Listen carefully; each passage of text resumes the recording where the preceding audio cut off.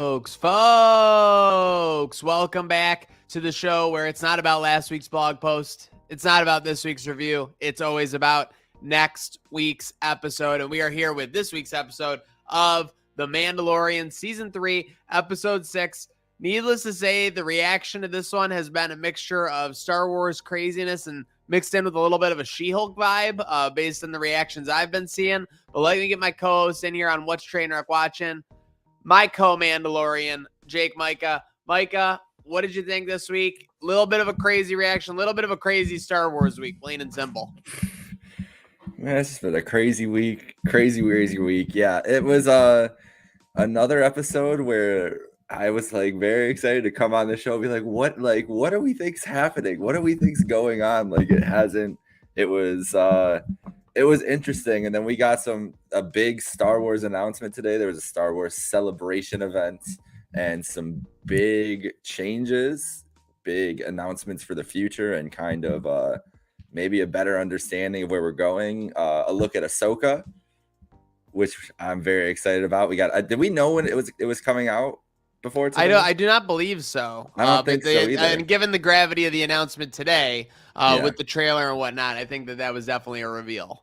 Yeah. So big couple days here in the Star Wars world, and we'll see. I don't know if I'm confident in it or not. What's a good thing before we even get, or maybe even later, what you would be more confident in right now between, I guess, Marvel you could throw in there too, between Star Wars, Marvel, or DC, because it all seems like they're all trying to position themselves for a big push the next couple of years, the way it's looking up. We will talk that. We'll swing back to that at the end of the celebration. We'll talk the new content coming out. But I will tease, I think the door is open for DC as far as the overall goings goes. But I will ask you first. There has been a shit ton of reaction. There has been a bantha fodder of reaction to this episode. So with that said, you came away from it. Season 3, Episode 6, 2 left in this season. Did you like the episode? I did like the episode, and this is where I know that that's what I've started reading the reaction after, and I was like, this is where my divide comes with general, I guess more hardcore Star Wars fandom, because I liked it, but I've also come to terms that this has been a Bo-Katan story all season. Literally, we've talked about it for 5 episodes. Din's kind of there. He's hanging out, and he had his big redeeming moment early on in the season, and then he's been kind of the vehicle for telling some other stories, especially Bo-Katan. And you know what? I was wrong about. Maybe I'm not wrong about her. Maybe I shouldn't give up on this yet. But there could be a swerve coming at some point. But I thought she was going to turn on him at some point, and they've just kind of seemed like a dynamic duo the whole time, and it was been about her getting back to where she belongs. And that's so I liked it, but I do get when you read the reaction, read the criticism and everything else, I do get why there would be a certain amount of people that wouldn't like it either. Well, there were 2 main criticisms from what I could see. From what I was I'll go 2.5. First off, I guess a lot of people didn't like the opening scene with the Romeo and Juliet, calamari captain and everything like that. I thought that was okay. I didn't think that was the worst thing in the world to see a little bit of an inner Star Wars plot, see a little qualm in the middle of all these Star Wars. I was okay with that. That's a half qualm. One of the major ones that people had, three names: Jack Black, Lizzo, and Christopher Lloyd. I mean, I guess I don't know what people were thinking. I mean, you look back at it, there have been famous guest stars and famous cameos in series as long as TV has existed. With that said, I guess people are mad because these, guest starring roles, because they're not cameos. Cameos just kind of you pop in and you pop out real quick. Guest starring, I mean, I thought that they did an okay job of kind of submersing me. The thing I've been saying to people, and I don't know if I stole this from a comment or whatnot, but this felt like a Clone Wars episode. You have this Outer Rim planet with kind of this honky-tonk, goofy, ongoings. And, you kind of visit them and see what's going on. You learn a little bit about their world. Yeah, and like I said, we've kind of been accustomed to that's what the Mandalorian's been the last couple weeks in this whole season. Has been exploring these new kind of different sects of the world and different people that we haven't met yet and everything. And yeah, it did have a different feel, but also the whole story, just because it was a different feel to this certain adventure, it was still hey, we're going on this one mission. Mando's on this one mission. And oh, we can't do our mission because we have to go do this other mission for the people that we're in the town for. That's like the whole first season of Mandalorian was exactly that. Just because it's like Jack Black and Lizzo, because those guys, they want to get in on this Disney money for an episode. Like, yes, like it's annoying because it's commercializing a thing that was like this, you know, kind of underground first big hit and everything. I feel like that's what it is more as much as anything else where I'm at. And I've seen it, you and I have seen it in how many different forms of entertainment, like they're countless, music, whatever you want to think of it. I feel like that's what we're getting to at this point. I mean, you and I are wrestling fans. We were talking about how the Disneyverse is kind of becoming WWE a little bit in a way. But I think that you and I always appreciate just a random, like, crazy person coming out of nowhere because that's that wrestling vibe. That's like what you look forward to. You look forward to a little stimulation like that. And truthfully, I think if you assess their roles, I don't know, but it felt to me like Lizzo and Jack Black didn't really do anything. If they were just aliens, they were CGI aliens with their voices, what's the difference? Literally no difference. I'm saying Jack Black wasn't doing like like he wasn't doing like any of that. If he like was Lizzo, doing it, because I'm not a Jack Black fan either. Like I was like, it's not like I was like, oh great, like Jack Black, yay! Like I was excited, but he didn't make me mad or anything. And there wasn't like a scene with like Lizzo singing to like, you know, her like royal subjects or whatever. So again, I'm fine with that. The Christopher Lloyd cameo, I mean, yeah, again, it's exactly like you said. If it was a CGI alien, would I have really cared or known any difference? No, the fact that it was Christopher Lloyd did not take me out of it. Now, maybe that's because I'm not a massive Back to the Future fan or like, you know, his previous works or things like that. But at the end of the day, again, these performances were just kind of like straightforward. I did see a good comment that, you know, when you have a guest star or someone come on that has a big personality into Star Wars, they kind of have to tone it down a little bit to merge with like what's going on in the overall universe. And a good example was Samuel L. Jackson. I mean, Mace Windu is basically like the most tame version of Samuel L. Jackson you'll basically ever find in film. That's true. So with that said, I think they did an okay job of taming it down. I get that some people might have been taken out of it, but I don't view this as like, oh, this is a plague problem for Disney. This is something that's got to get fixed, as much as I view maybe some other stuff. Unless people are like worried they're coming back because of all his imperial ties that they were mentioning. But I feel like that was just to mention why the robots were even there in the first place. Yeah, so we did jump a little bit. Now, this is where maybe the storytelling takes a little bit of a toll or maybe we're filling in gaps that we didn't need to, yeah. Agree. Let me go with the merge screen here. Let's bring this up and see if I can get this. Because someone posted this on Reddit, and it was a great point. I mean, the Mando is just doing too much heavy lifting here. So as you can see around the corner here, this is essentially 7 storylines. You have from left to right. You have Mando and the child. You have Mando side stories. Then you have Mando redemption arc. Then you have the Book of Boba Fett. Then you have Bo-Katan and her, reconciliation story. You have what is this? Ahsoka, and then you have Pershing, which, you know, I don't blame Pershing because as you see, when you look at season 1 Mandalorian, and even season 2, when shit started getting a little bit crazy, they did a solid job of kind of making sure, you know, you weren't too overwhelmed. There was only 1 or 2 occurring at a time. You get the finale, obviously, where you get 4, but they kind of validated that with the action aboard Moff Gideon's ship and everything like that. Then you look to season 3, and it's just you're kind of constantly in 3 or 2, and I think that kind of is taken away from it a little bit as far as the storytelling.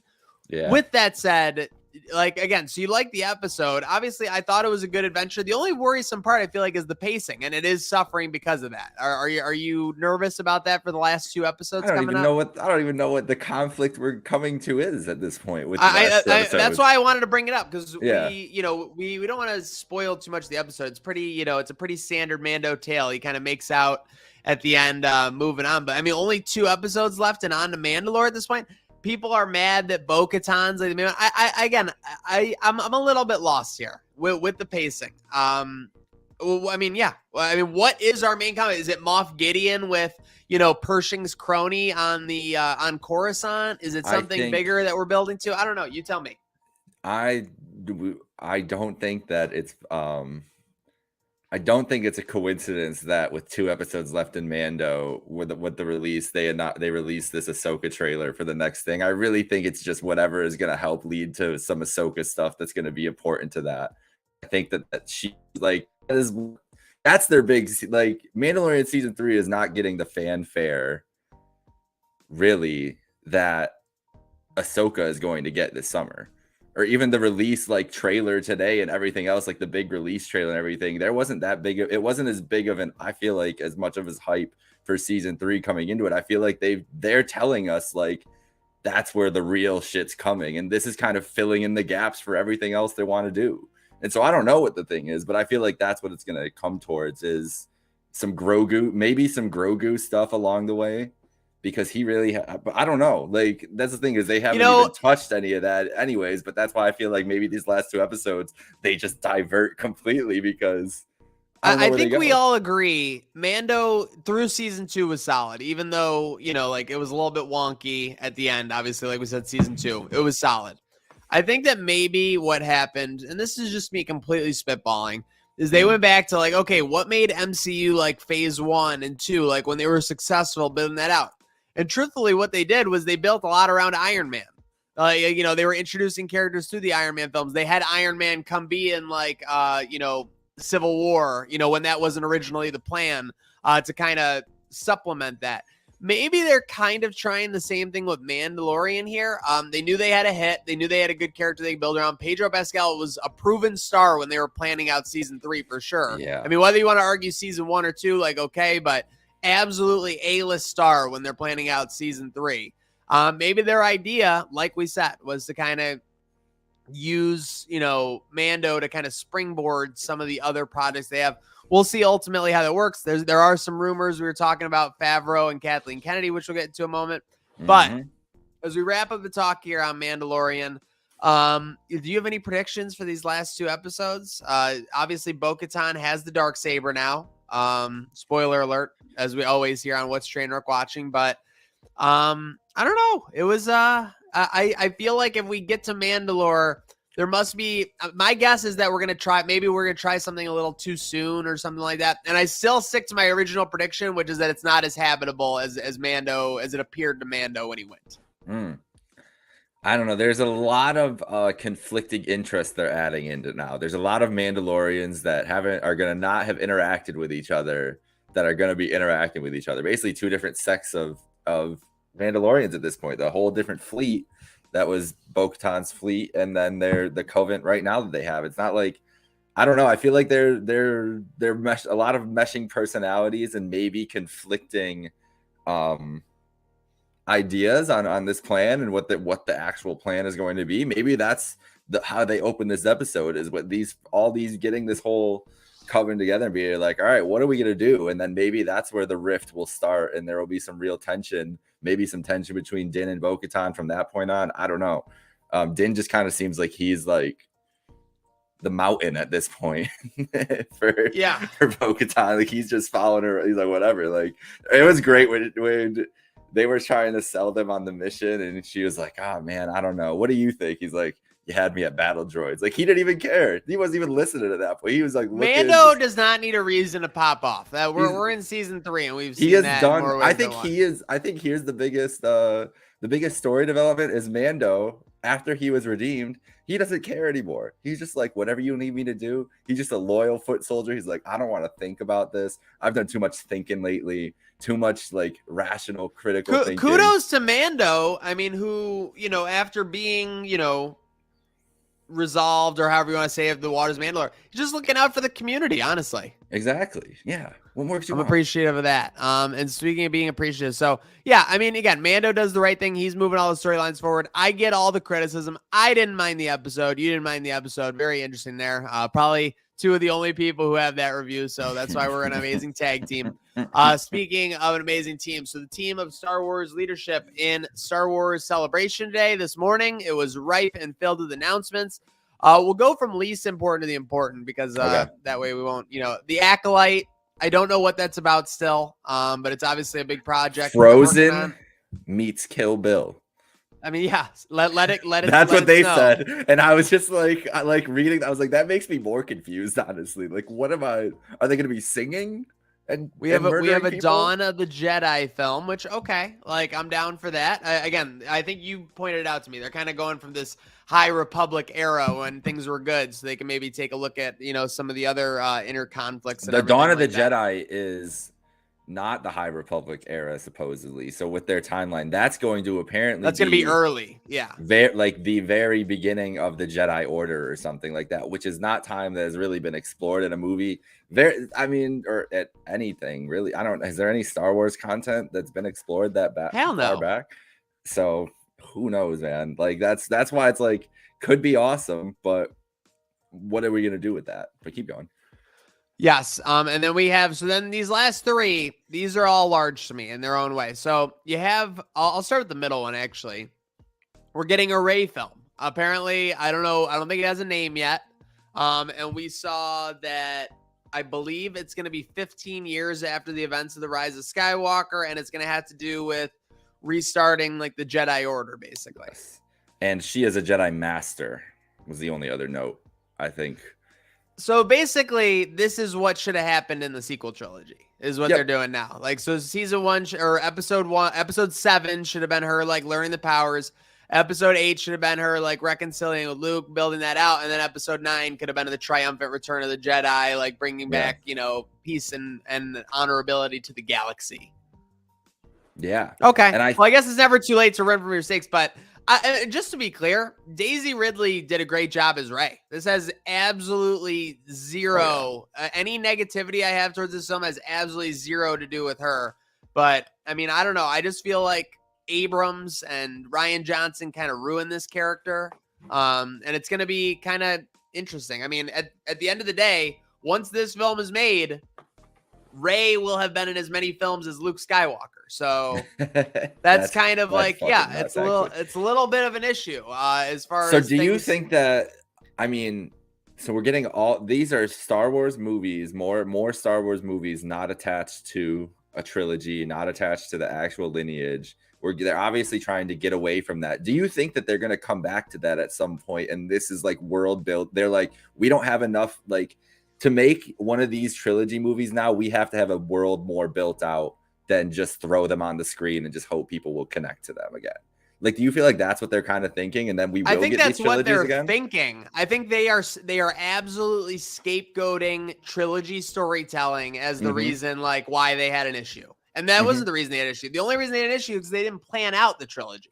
Just like you would have to plan out the 3 acts of a movie anyway. So, I mean, this goes back. I mean, all I'm saying is Star Wars is Star Wars. The fact that you can unleash a whole trilogy with the hype and everything they did and basically not have it planned is crazy. And for that craziness, you can only blame the head honcho person who's in charge, which is Kathleen Kennedy, unfortunately. So we're seeing a lot of drama from those two, and we'll get back into it in a second.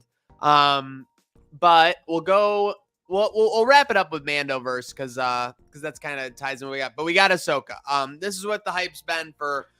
As long as Clone Wars season 3, season 4, maybe people were clamoring for Ahsoka to have a standalone series, and finally we're gonna get it in live action. Rosario Dawson in season 2 of Mandalorian killed it. Yep, she's awesome. Is there any reason to expect this not to be great? No, I don't think so. I think that everything we know about this character and what we're gonna be kind of exploring here, and what is potentially coming for, like, it's gonna be. I think that all the eggs have been in this basket, and that's why this has been such a disjointed season. Like, all the creative eggs have been in the Ahsoka basket because they want however big a Mandalorian can get, it's not gonna beat a Jedi, and it's not gonna beat Rosario Dawson as a Jedi. I'm sorry. It's just we are in a WWE chat where I blame Rob Ryan for saying, like, oh, this is why the story is this way. You're kind of doing the same thing right now. A little bit. You're kind of Rob Ryaning, but I'm gonna let you on this one. I think it's a little more.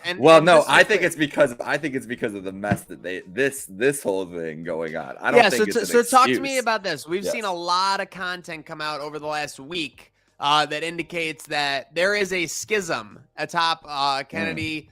Or top Star Wars Productions, Lucasfilm, as far as you view it in Disney.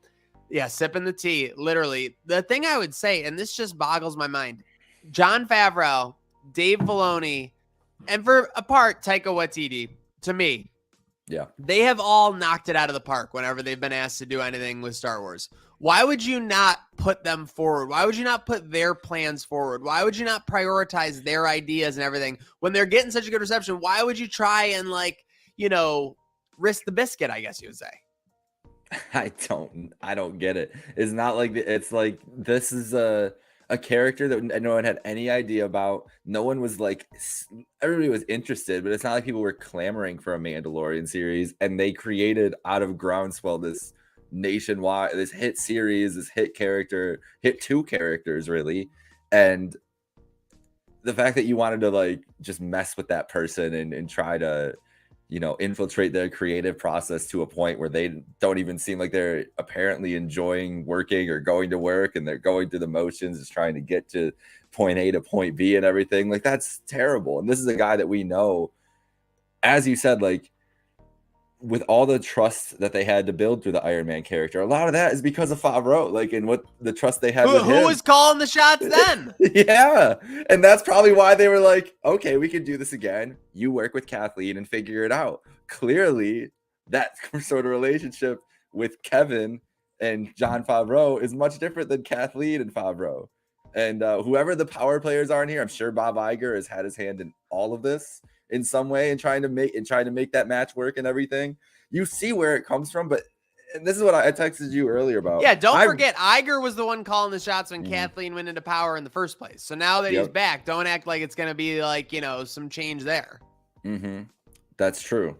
And the biggest thing I think that we mentioned earlier is, Favreau, like, I admire you, bro, for thinking you were going to make some self-contained Star Wars Western and it was never going to get touched if it got successful, and it was just going to be able to have its own happy ending and everything. But it was the Marvel Cinematic Universe. Once you were privy to any of those plans, I just don't know how he thought he was going to be able to like keep that apart. Flew too close to the two sons of Tatooine, of course, twin sons. But yeah, no, it reminds me, it's a ridiculous scene in Silicon Valley, the show, but there's basically a point where the one guy's like, oh my God, if we had gotten a lower valuation, like, we would have been way better off as a company. Like, that's basically where the hype is with Mando. If it hadn't done as well, it probably wouldn't have been so tinkered with and things like that. But yeah, it was successful. They created a successful project world. And that's why we're in the Mandoverse now. So with that said, we got the Mandoverse. This will be head up by Filoni. Yep. Okay, so Favreau and Filoni should be able to knock this out of the park as long as Kathleen Kennedy keeps her fingers off it. And I say that with respect. This is I don't care who it was. I don't care if it's George Lucas. I don't care if it's Ike Perlmutter. I don't care if it's Kathleen Kennedy. Like, it's clearly like there's something different about Star Wars when, she's been involved versus like when the projects have been worked out on their own. So with that said, we have the Mandoverse, and this is going to be a film I believe the quote was to wrap up the tales of the Mandalorian. This is the Star Wars event I've been waiting for, I think, is this film. Yes. Yeah. So, I mean, what do you think are we going to see? Is this going to be Gideon? Is this going to be, I feel like Moff Gideon is the big bad of the Mandalorian at this point. Yeah. I mean, it feels like a big Moff Gideon. And that's what I wonder, like, what this new Mandalorians, like, these two fleets coming together, if there's going to be some kind of, like, setup here or anything else. Yeah, but it feels like Moff Gideon. It feels like we'll have some help from the Republic characters and then it can be the launching point to whatever Republic story they want to start telling and everything else. But very excited and very interested to see where they go with the tale of Din and Grogu and where those characters kind of end up at the end of it, because you feel like if you're still expanding on this big Star Wars universe, they don't really have to go anywhere, even if they're not the focus of things. So it's just very interested to see like how it all comes to fruition. But that's what we were talking about earlier. DC, Marvel and Star Wars are kind of together in this, going at it, but they're all in weird positions where we don't really know exactly what the next couple moves are going to look. We kind of know, but like how it plays out, be some big moving and shaking going on in the pop culture world.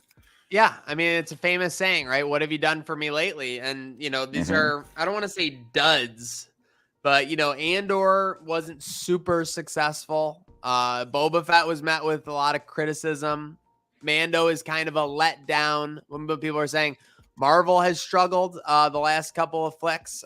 You see that Secret Invasion trailer though? It is fire. I mean, they're doing the right things to get back to it. But Mhm. yeah, I think the door is open for DC. That's what I said at the start of the show. The Yes. Flash movie is supposed to be kind of a similar No Way Home type film. So I think they're going to have a lot of flexibility there. They're going to be fighting Zod. They're going to have Michael Keaton's Batman. There's going to be a lot going on. It'll be very interesting to see if they can narrow the gap here between Disney, Star Wars, and the DC EU. But hey, shout out to EU for tuning along with us here on all the platforms. Make sure you're following along. We got 2 episodes of The Mandalorian left, and then we're on to the late spring and summer season. But thanks for keeping it locked here with my co-host, Micah, myself, Maniac, here on the show where it's not about last week's review. It's not about this week's blog post. It's always about next week's episode.